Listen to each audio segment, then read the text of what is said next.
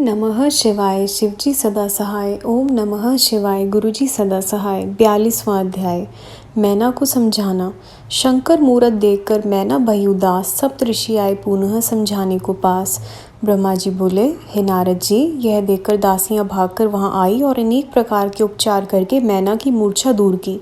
मूर्छा से जागकर मैना रोने लगी। फिर तो अपने पुत्र पुत्री नारद सप्तऋषि आदि की निंदा करती हुई बोली, हे नारद, तूने ही मेरा सत्यानाश किया, मेरी पार्वती को शिव को पति बनाने के लिए उकसाया, जिसके कारण इस समय हमें अत्यंत दुखमय फल प्राप्त होगा। अब क्या हो?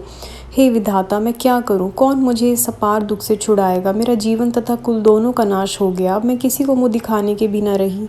लोग ही मुझे क्या कहेंगे? किसको कन्या दे डाली? भला वह ऋषि कहाँ है? यदि मुझे दिखाई दे तो उनकी दाढ़ी नोच डालूं। ब्रह्मा जी बोले, हे नारद जी, इस प्रकार हाय हाय करती मैना सीधी पार्वती के पास पहुंचकर उसको भी खोटी खरी सुनाने लगी। मैना बोली, हे पार्वती, तूने बड़ी मूर्खता करी। सूर्य, चंद्रमा, विष्णु, इंद्र आदि सुंदर देवताओं को छोड़कर नारद की बातों में आकर एक महाकुरूप शिव के पीछे कठोर तप करके तू मरती रही। तुझे समझाया गया, फिर भी तू हठ पर अड़ी रही। इस प्रकार की तेरी बुद्धि, तेरा रूप में तुझे धिक्कार ही धिक्कार है। मैं तो तुझे अभी मार डालती हूँ। तुझे जीवित रखने का कोई प्रयोजन भी नहीं। मैं भी तुझे मारकर आत्महत्या कर लूँगी। भले ही मुझे नरक भोगना पड़े, तुझे इस नरक में नहीं पड़ने दूंगी। ब्रह्मा जी बोले, हे नारद जी, इस प्रकार मैना क्रोध के मारे बड़बड़ाती हुई हिमाचल के पास पहुंची। उस समय चारों ओर हाहाकार होने लगा। सबके सब देवता वहां आ पहुंचे। मैं भी पहुंच गया और तुम भी वहां आ गए। तब तुमने मुझे देखा। फिर मैना से कहने लगे, हे मैना देवी, तुमने शिव स्वरूप देखा ही कहाँ है? अभी तो कुछ तुमने देखा है, वह तो उनकी लीला मात्र है, उनकी लीला का ही रूप है। हे मैना जी, आप क्रोध को त्याग कर स्वस्थ हो जाओ, कार्य आरंभ करो। इतना सुनते ही मैना भड़क कर तुमसे बोली, ओ नीच नारद, मेरे सामने मत आ, अभी अभी यहाँ से निकल जा, मैं तुझे देखना नहीं चाहती। तब इंद्र आदि लोकपाल मैना को समझाने लगे। बोले, हे मैना, मालूम है ये शिव कौन है? यह तो जगत के स्वामी हैं। तुम्हारी कन्या के तप द्वारा प्रसन्न होकर ही तो उन्होंने पति होने का वर दिया है। देवताओं की बात सुनकर मैना देवताओं को भी फटकारती हुई शिव को कन्या ना देने के लिए कहने लगी।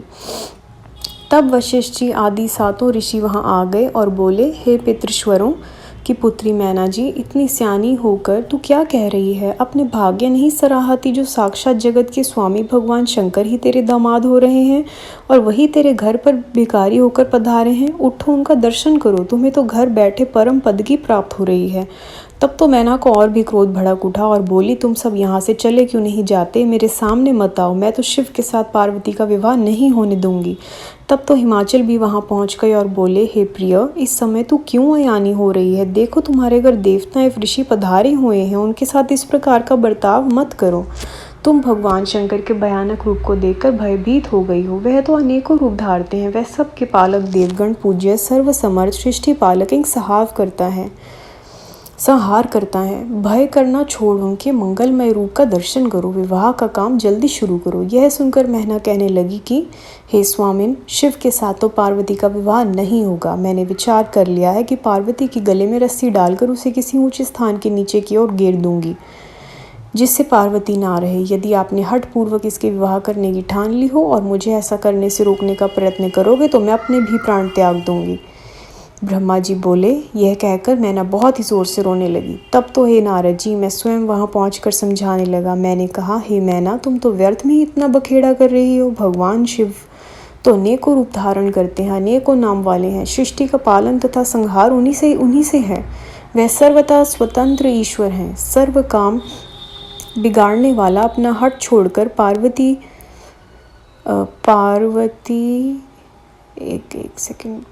का उनके साथ विवाह कर दो। यह सुनकर रोते रोते मैना कहने लगी, बस करो पितामह, व्यर्थ झूठी प्रशंसा ना करो। मैं अपनी आंखों में शिव का रूप देख चुकी हूँ। ब्रह्मा जी बोले, मैना अपने हट